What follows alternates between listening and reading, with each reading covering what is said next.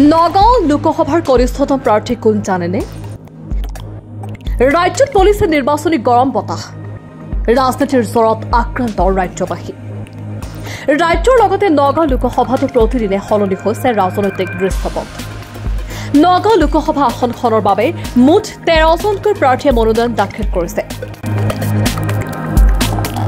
নিৰ্বাচন আহিলেই দেখা যায় নতুন নতুন মুখৰ আজব গজব ৰাজনৈতিক নেতা।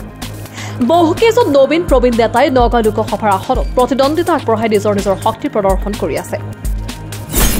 নগাঁও লোকসভাৰ কনিষ্ঠতম প্ৰাৰ্থী কোন জানেনে? নগাঁও লোকসভাৰ 13জন প্ৰাৰ্থীৰ ভিতৰত কনিষ্ঠতম প্ৰাৰ্থী হৈছে ৰায়হান ভাই।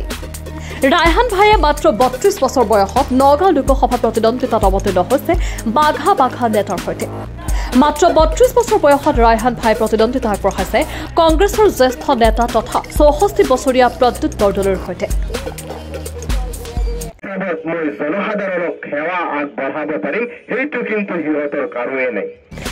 নিজৰ দুগুণ বয়সৰ নেতাৰ সৈতে নিৰ্বাচনী যুঁজত অৱতীৰ্ণ হৈছে 32 বছৰীয়া ৰায়হান ভাই। ইয়াৰ উপৰি AIUDF দলৰ প্ৰাৰ্থী তথা ঢিং সমষ্টি 3বাৰৰ বিধায়ক আমিনুল ইছলামৰ বয়স 52। নিজৰ দুগুণ বয়সৰ নেতাৰ সৈতে নিৰ্বাচনী যুঁজত প্ৰতিদ্বন্দ্বিতা আগবঢ়াই এতিয়া নগাঁৱত চৰ্চাত ৰায়হান ভাই।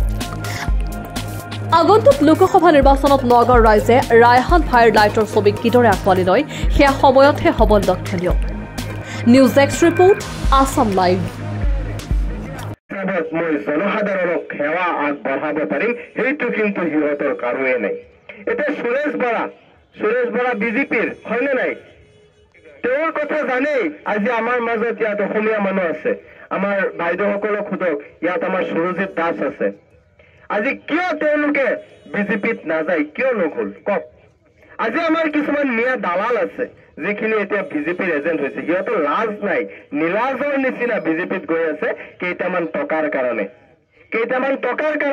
যেতিয়া পীযুষ হাজৰিকাই দ্বিতীয় মুখ্যমন্ত্ৰীজনে কয় যে আমাৰ মহিলাসকল বোলে সন্তান জন্ম দিয়া ফেক্টৰী, হিমন্তই কয় আপাৰৰ অসমীয়া ল'ৰাবোৰ ওলাই আহিলে গুৱাহাটীত মিয়া ক্লিন কৰি দিব, 1 বছৰত মিয়া চাফা কৰি দিব।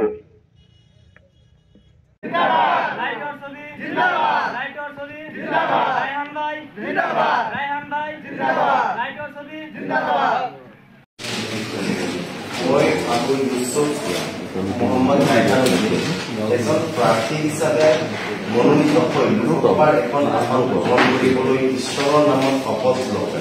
প্ৰতিজ্ঞা কৰোঁ যে মই আইনৰ দ্বাৰা প্ৰতিষ্ঠিত ভাৰতীয় সংবিধানৰ প্ৰতি প্ৰকৃত বিশ্বাস আৰু অনুগত্য ৰাখিম আৰু মই ভাৰতৰ সাৰ্বভৌমত্ব আৰু অখণ্ডতা ৰক্ষা কৰিম।